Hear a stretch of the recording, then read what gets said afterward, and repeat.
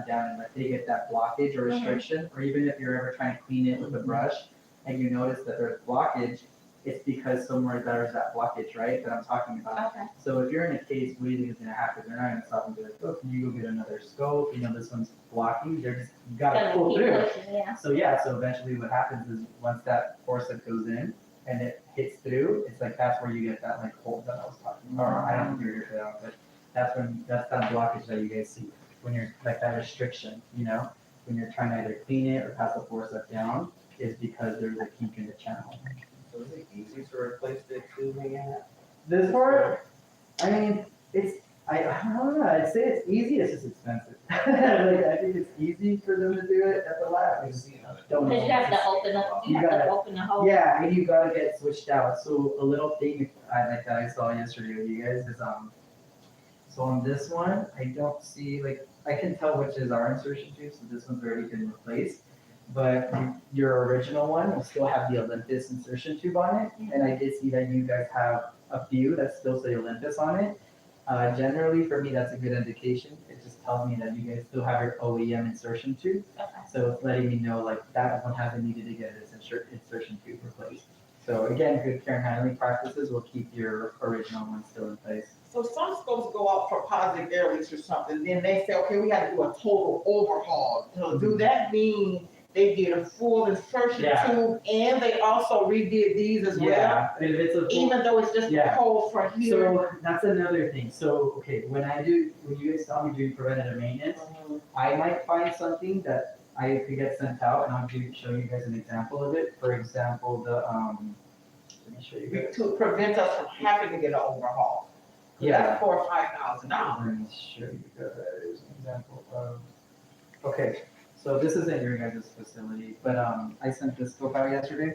So see your guys' glue bands right here, how they're all nice and black. Uh-huh. So yesterday I sent this one out to see how it's all gray. So I'm not gonna say if you guys see gray, that means go ahead and send it out, something's wrong with the scope. Make sure that the insert, because it's gonna have the HLD, everything that you guys are doing, it might get a little discolored. Mhm. What you guys want to look for though, is you wanna make sure, see how this one is already starting to flake?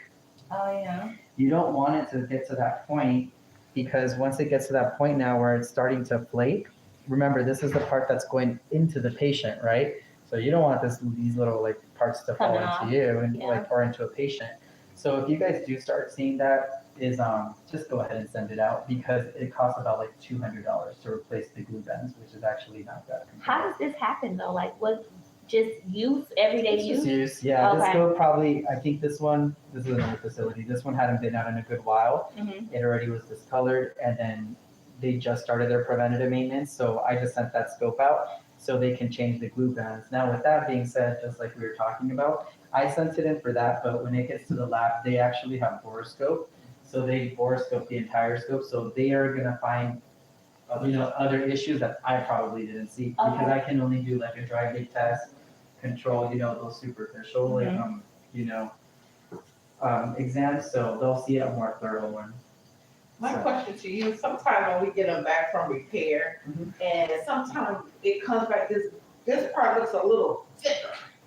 Does it supposed to be that way because it's been repaired, or should it come back as smooth as this? No, I've seen different varieties. Yeah, I've seen them does that mean more. maybe a less experienced tech, or what? Why would that happen? Because I've seen that. That's a couple good times. one. I don't know. As long as it's still passed, I'm okay. Yeah, Okay. yeah, as long as it's still passing, it's good. If you're getting failed, like retests and all that, then yeah, we should look into that. But yeah, I haven't really noticed anything like more. Let's see if there's any examples here. No, I don't think I have anything. It just seemed a little thicker right there. Yeah, no, Like the rubber didn't match, like you made it match. yeah, no, if this thing's real off though, let me know. I'll be happy to take a look at it, but yeah, but you guys definitely want to look for. So you want to check your glue bands, just make sure they're not flaking or deteriorating. That's a good indication if it wants to go out. The other reason why is because that part that you're holding, Mhm. the whole purpose of these two glue bands here are to hold that in place. So this black part right here is covering this. Oh, okay. So that's why we always say like keep the scope isolated and immobilized, which you guys did the entire time I watched you guys.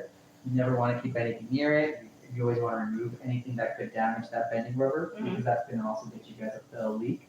And remember, these are the two glue bands that are basically holding this in place. I guess that's why I'm saying, Mhm. you know, it's okay, but you just wanna make sure that this part is always like covered.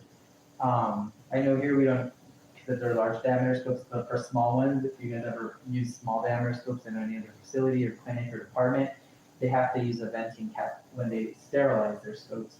So this part like blows up, you know, when they're doing that. So here you guys don't really see it blown up other than when I leak test it, where you guys can see it. You guys can actually see this part get thicker. Uh-huh. And then from there, you'll notice too if there's any leaks because it'll show you guys. But that should be like the only time that you guys see it like that. But as for now, you can see it's like nicely covering this. Would our bronchoscopes be considered a small diameter scope because, I don't know, I don't even think they're I think they're like Yeah, 2 or 1.8 or something yeah, the like that. lumens are smaller. You can think But of you like, have some even smaller. oh yeah, Oh. you have like urology scopes Yeah, and your urology. CYF, all of those are gonna be even thinner. Thinner, okay.